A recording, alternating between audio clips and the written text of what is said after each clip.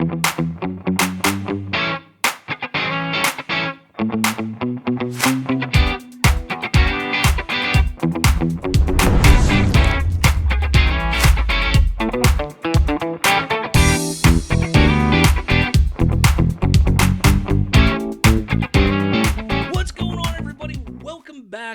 Bridging the Geekdoms. I'm your host, Robert Slavinsky, and this is my Marvel Cinematic Universe rewatch / review. Now, I'm just jump in it. Let's just rewatch all the Marvel movies, not in order. I'm actually watching them in my.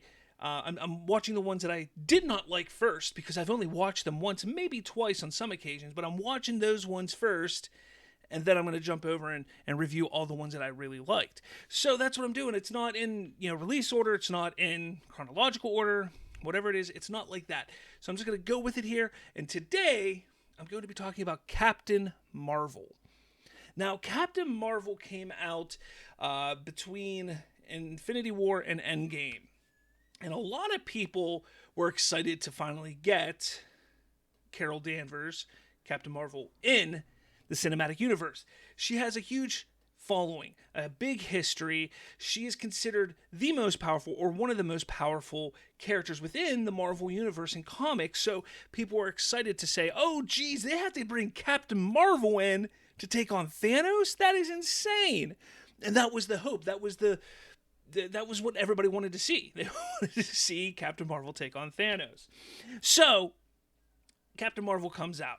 Now, the interesting thing was they had to establish Captain Marvel as being out there prior to everything that we've seen chronologically in the MCU. At least most of it, because we know that Steve Rogers, Captain America, is created back during World War II.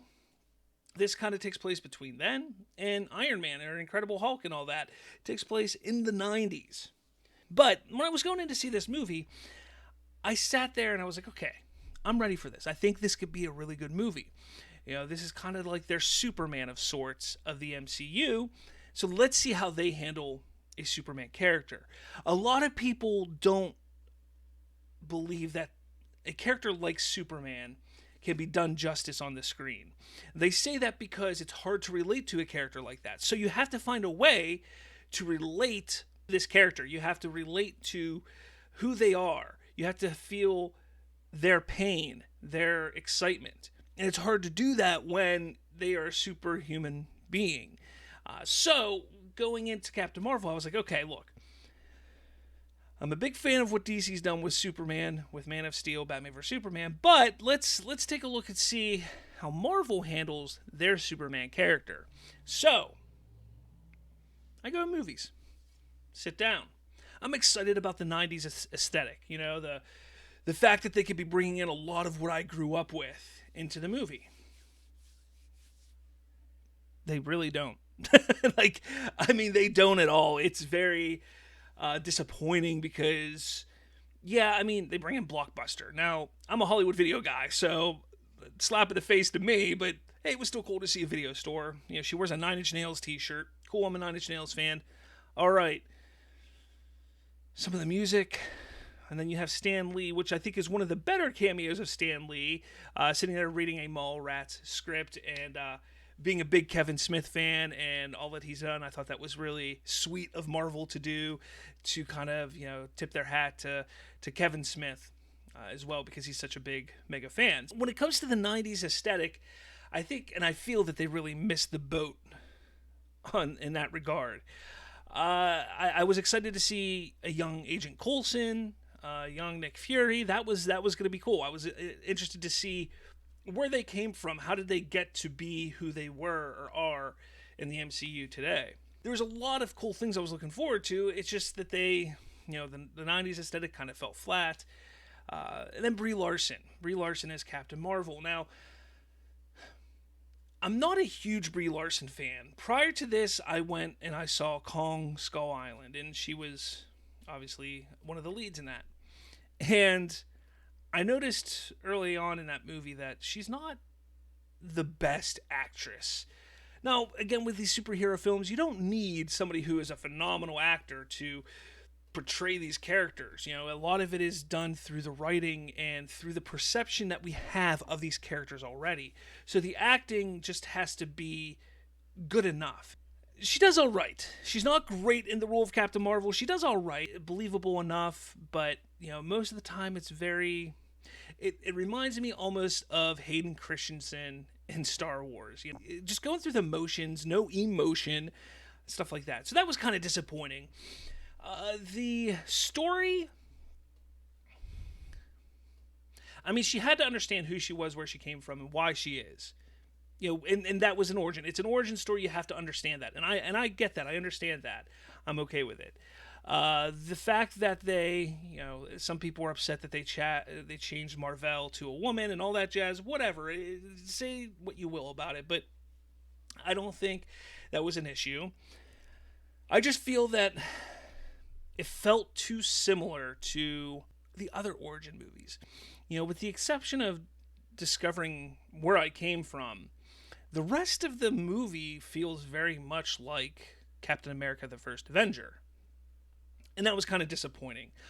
Because, it's a superhuman being, somebody with superpowers. Now, obviously, Captain America doesn't have quite the abilities and powers that Captain Marvel has, but it was very similar feeling that, she's discovering her potential herself as she's moving forward the story, just like Captain America did in his movie.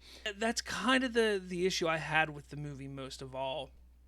And she seemed a little just flat as a character. It just, there was something about the character missing. I could not relate to her. Now, obviously, I'm a dude, and she's a woman. This movie is made for women, but there's a lot of people that I talk to, a lot of women that I've talked to who've said, it's an all right movie. It's nothing great. And it's not even comparing it to other films. It's just there, and that's kind of how they feel. And I get that. I saw that with that movie, and I understand where they're coming from because that's happened so many times in Marvel before. So when it comes down to it, it's kind of like, okay, make a superhero movie. It's gonna be an origin, but it's a woman. And that's kind of like what I think Marvel did. It's like, oh, it worked for Captain America, it worked for Iron Man, it worked for Thor, but it's a woman now. And they kind of ran with that. And you could tell because they didn't have a very good story for her for this movie. The flip of the Skrulls and the Kree, in the comics, the Skrulls are actually more villainous than the Kree are. At least that's the perception. In this, they kind of flipped it a little bit, and the Skrulls are actually kind of good guys. At least this sect of the Skrulls are good guys. So that was kind of interesting. I did like that. I liked the addition of Ben Mendelsohn into the MCU. I think he's a fantastic actor. I can't wait to see more of him within the MCU as a whole. But overall, this movie just was kind of meh. They kind of shoehorned one of the Infinity Stones, the Tesseract, into the movie, just to say, oh look, this is connected to that saga too. That's kind of what it just seemed like. The way that Nick Fury loses his eye, absolutely appalling. Marvel should be ashamed of themselves for that. They need to just honestly, whoever thought of that idea, and I don't even care if it was Kevin Feige himself, whoever thought of that idea needs to leave Marvel now.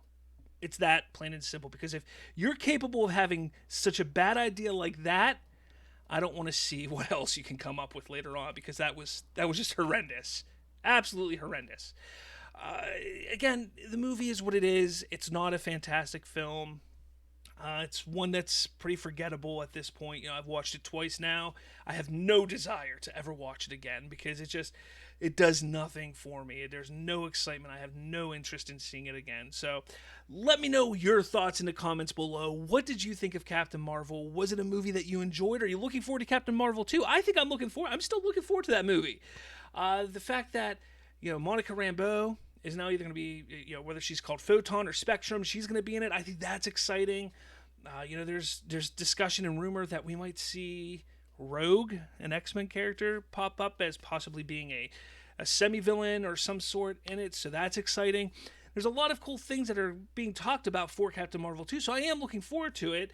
So let's see what happens. But let me know in the comments below what you think. Did you like Captain Marvel? Did you not like it? Why? Why not?